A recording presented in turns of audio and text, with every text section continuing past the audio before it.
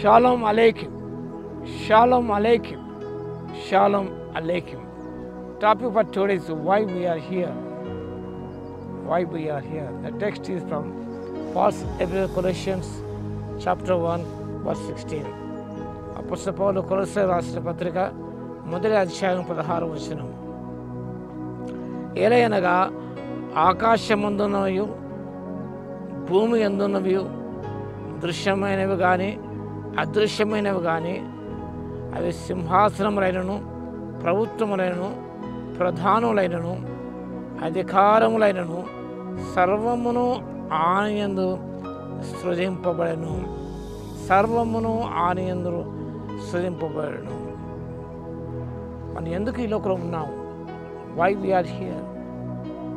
We are here because the Lord Almighty has brought everything into existence by His will and power. ఆయన చిత్తానుసార శక్తి సమస్తం కూడా ఆయన సృజించాడు. ఇక్కడ అన్ని లిస్ట్ అవుట్ చేశాడు. ఆకాశం ముందున్నవి, భూమి మీద ఉన్నవి, దృశ్యమైనవి అదృశ్యమైనవి, సింహాసనములను ప్రభుత్వములను ప్రధానులను అధికారములను సర్వమును ఆయనయందు సృజింపబడెను. ఆ సత్యాన్ని మొట్టమొదట గ్రహించాడు. Almighty God has brought everything into existence by His will and power. We are here because a wise, loving Creator wanted us and fashioned us as beings. తన స్వరూపమందు తన పోలిక చేశాడు. We are able to obey Him. మన ఆయనకు నూతన సృష్టిగా చేయబడి ఉన్నాం. పౌలు భక్తుల కొరింథీ సంఘం రాసిన 2వ పత్రిక 5వ అధ్యాయం 17వ వచనంలో ఆయన మన నూతన సృష్టి. God is created in His own image. The purpose is to obey Him. ఆయనకి విధేయత చూపించాలని ప్రభు ఆశిస్తున్నాడు. Obedience is better than sacrifice అని మనం చూస్తాం.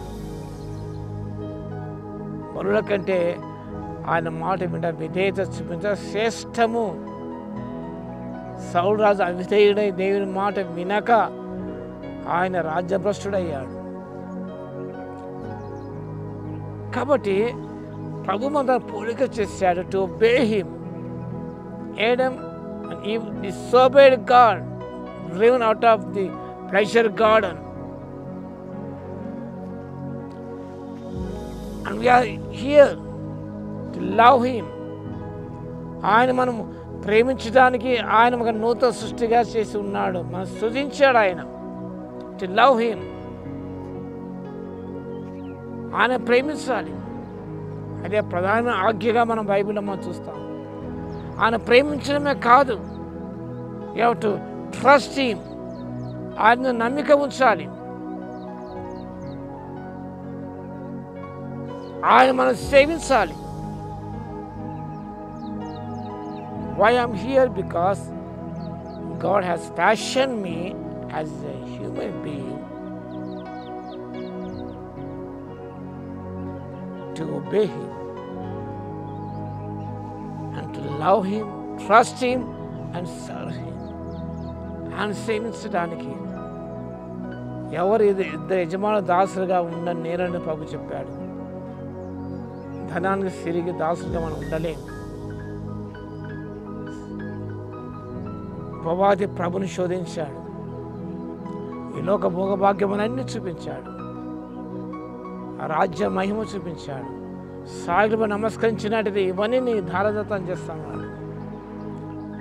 ఇదే ప్రభు నీ తెలిహోకు మొక్కి ఆయన మాత్రమే సేవింపవలెను. To serve him only.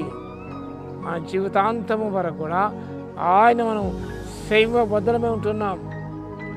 అన్నాడు యెహోషువ తీర్మానం చేశాడు, మీరు ఎవరు సేవింప కోరుకొని నేను నా ఇంటి వారును యెహోవా దేవుని సేవిస్తామన్నాడు ఆయన. A deliberate decision made by Joshua, the leader of Israelites. మీరు ఎవరు సేవింప కోరుకొనను నేను మాత్రం, but as for me and for my house we will serve the Lord. And serving the Lord with gladness is most important. సంతోషము దాన్ని సేవించాలి. అందుకొరకే ప్రభు మనల్ని ఈ లోకమందు సృజించాడు, నిర్మించాడు. ఆయన మహిమ కలిగించాడు. కాబట్టి why I'm here, why I'm in this world, why I'm in this church, particular church, why I'm in this town,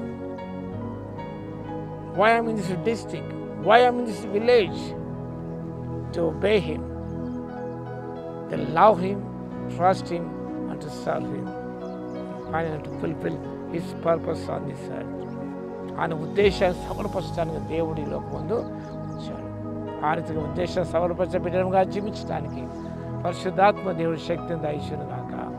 ఆమె స్తుతికి పాత్ర మహోన్నతం మీ స్తోత్రాలు తండ్రి. ఈ లోకంలో ఉంచారు ప్రభు, మీకు స్తోత్రాలు నిలిపారు తండ్రి, మీ స్తోత్రాలు సజీవ సంఖ్యలో చేర్చారు తండ్రి, మీ స్తోత్రాలు నైనా ఇక నూతన సృష్టిగా చేస్తారు తండ్రి. మీరు చేసిన పని ఉన్నాము కాబట్టి మీకు వందనాలు స్తోత్రాలు చెల్లిస్తాను. మీతో పోపొస్తాను విషయం జ్ఞాపకం చేసుకుని మా తండ్రి, మీ ఉద్దేశాన్ని నెరవేర్చే బిడ్డలుగా జీవించడానికి ఆత్మశక్తి మాకు దయచేయవలసిగా జ్ఞాపకం చేస్తూ వాక్యం వింటారు ప్రతి బిడ్డను దర్శించి దీవించమని యేసయ్య నామమున ప్రార్థించి వేడుకొస్తున్నాము తండ్రి. ఆమేన్. మన తండ్రి అయిన దేవుని యొక్క ప్రేమయు, మన ప్రభువును రక్షకుడైన యేసుక్రీస్తు యొక్క కృపయు, పరిశుద్ధాత్మ యొక్క అన్యోన్య సహవాసం మనందరికీ సదాకాలము తోడే ఉండును గాక. ఆమేన్.